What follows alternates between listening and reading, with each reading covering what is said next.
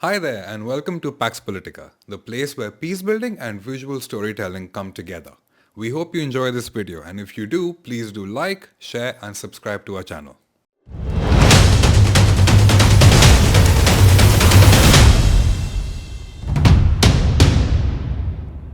From an educational perspective, you told me that you pursued social anthropology. Now, I studied anthropology for my bachelor's degree as well. And one thing that struck out for me as an anthropologist, or at least as a person who has a degree in anthropology, was that human beings are undoubtedly complex. Societies are complex, often driven by beliefs, values, that some of which could be perceived as controversial. In my limited time in Colombia, society here appears to be quite different as well. People in Bogota have one set of perspectives. People within certain stratas or even districts within Bogota have another set of perspectives. However, the Universidad Nacional, to me, appears to be a really interesting mixture of different perspectives. Have those perspectives changed the way you look at Colombian society, given your education at this university? Completely. Because at public universities, especially at the National University of Colombia, there's a convergence of indigenous population, Afro-descendant populations, and victims of the armed conflict. But there are also people from private schools, people from poor backgrounds, and people with different beliefs and spiritualities. When you are, let's say, sharing classroom spaces with these people, they bring their own stories about what it means to be a Colombian. So it definitely has a huge influence. Unlike private education, where people access it mainly through money, public education creates a different environment. In private universities, access is largely determined by the ability to pay, which often results in somewhat homogeneous perspective within the classroom.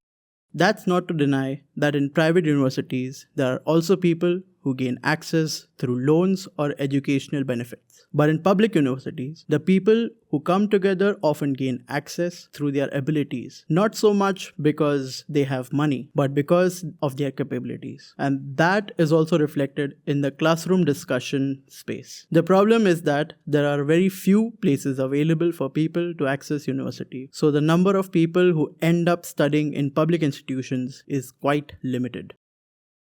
From an educational perspective, you once told me that you have applied and adapted social anthropology to some of the peace education modules that you impart and also teach about armed conflict to young people, and have worked with indigenous communities in Bogota and wider Colombia. What I would like to know from you is whether what you have studied as a social anthropologist has ever conflicted with the requirements from peace education and expectations from peace education that communities who have been affected by the conflict in Colombia, have you ever seen or felt a difference between what you have taught and what you believe communities need and what they actually need? Yes, definitely. Because, at least in Colombia, anthropology, unfortunately, often exists to help prevent indigenous or Afro descendant communities from having their resources expropriated. But what ends up happening is that since the amount of money a social anthropologist earns in Colombia is very low, many end up working to defend the companies that extract resources from those territories. So it becomes a complete turnaround, a complete contradiction. The social anthropologist ends up acting as a mediator between the company and the indigenous or Afro descendant community so that the resources can be extracted rather than preventing their extraction.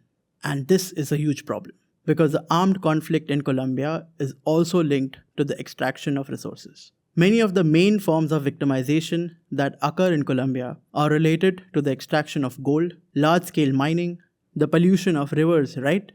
Much of what we are taught at university ends up being overshadowed by the purchasing power that a company has to offer you a better salary. So that is huge problem when it comes to applying anthropology and acting according to what I believe. I always think about defending the community because that is why I studied anthropology, to put myself in another person's shoe. But in the end, I also need to survive. If I am offered a higher salary, I might end up defending a company instead. Fortunately, that has not been my case. But I know it is the case for many anthropologists.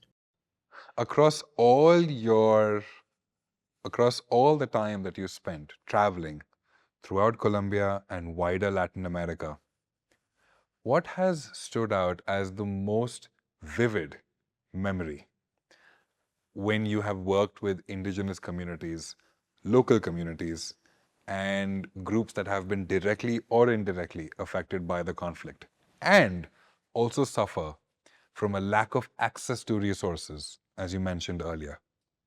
I believe that the most memorable experience I've had, the most significant one, is that no matter where I go in Colombia, I always encounter someone who is a victim of the armed conflict. Always. And unfortunately, in that country, this is memorable because it only confirms something we mentioned earlier, that 1 in 5 people in Colombia has suffered from the armed conflict. And one might ask, why is that memorable? Basically because at the same time, despite having been affected by the conflict, these people remain tremendously kind. They still have a kind of warmth and charisma that stands in contrast to the war, even though institutionally the war never truly ends because it serves certain interests. I always meet people who, despite what they have suffered, are willing to open the doors of their homes and their communities to share a little food even when they do not have much. So that sense of community that persists despite attempts to fragment it is the most memorable thing I encounter everywhere I go. Regardless of who may have taken a loved one from them or who may have harmed them in one way or another, there are still people who are willing to open their homes and welcome you with great warmth. So yes, I think that is the most memorable thing, and it repeats itself again and again, over and over. Throughout all your interactions and travel, have you ever worked directly or indirectly or interacted with armed groups as well? Guerrilla groups? People from Las FARC or ALN, maybe? Or any paramilitary groups as well? Yes, especially with the FARC side, because I worked with the Truth Commission of Colombia, and there we had to organize what were called accountability encounters, spaces where the FARC had to take responsibility for what they did, particularly regarding kidnapping, and the people they abducted and deprived of their freedom in order to politically finance the guerrilla movement. And if there is something that Colombians strongly criticize the FARC for, it is that they kidnapped members of the public security forces, civilians, and people who had nothing to do with the war. So within the Truth Commission, we worked to create a meeting where they acknowledged that responsibility, saying, yes, we carried out kidnappings. There is no justification for having kidnapped people, and we are willing to help build peace. That was one part of the work. On the other hand, the Truth Commission also collected interviews with victims and with those responsible for the armed conflict. That included paramilitaries, guerrilla members, and victims of the armed conflict. Each of those people has a story behind them that allows you to realize that despite ideology, no matter how different we may be, they all experienced some form of suffering in their childhood. Regardless of whether someone became a paramilitary, a guerrilla member, or part of the public forces, they all went through something that ultimately led them to war. So that is key to understanding the conflict. Since my time in Colombia, there have been quite a few people I've met, spoken to, interacted with, many of whom the popular West or media in the popular West would consider FARC sympathizers. Unfortunately, guerrilla groups or armed rebels that stand for a certain set of values, no matter where in the world, often get a bad reputation due to popular media. Las FARC, in my experience, has been no different.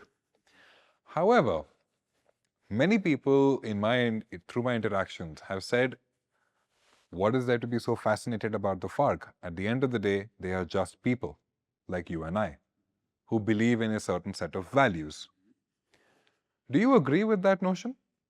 After having worked with people and communities that have lost loved ones, they've lost property, they have suffered at the hands of rebellious groups in Colombia. There are people in Bogota who have been indirectly affected by the conflict as well. So do you agree with the notion that communities or groups like Las FARC, who stand for a certain set of values, are justified in adopting or applying any means necessary to achieve their objectives? Do you see them the same way as, for the lack of a better phrase, FARC sympathizers see them? I see members of the FARC first as victims and then as perpetrators. Why first as victims? Because the FARC guerrilla movement was created in a context where the state never brought education, healthcare, or housing to the territories where people had demanded them, and instead what arrived was state violence. So the FARC emerged as victims of state violence. In that sense, they were first victims, then revolutionaries, and eventually they became responsible actors in the conflict. So, in that regard, the FARC had a justification for their emergence because when these demands were made through dialogue and the government never responded, they resorted to war. What became unjustifiable, however, was that they kidnapped, extorted, and killed people who had nothing to do with the conflict, and displaced communities from the 1980s onwards. In the 1980s, the FARC began to finance themselves through drug trafficking, through coca and marijuana, and from that point on, they became degraded. They stopped being primarily political and became economic in many ways. But the FARC did have a foundation for their emergence. They were first victims, and then they became revolutionaries. If you enjoyed this video, please do hit the like button and subscribe to our channel. At Pax Politica, we tell stories throughout the world of peace building and human rights that aren't covered by mainstream media. And every bit of support from you would help us do exactly that. So hit that like button and share the video with your friends and colleagues. We'll see you next time, and thanks for watching. See you in the next one.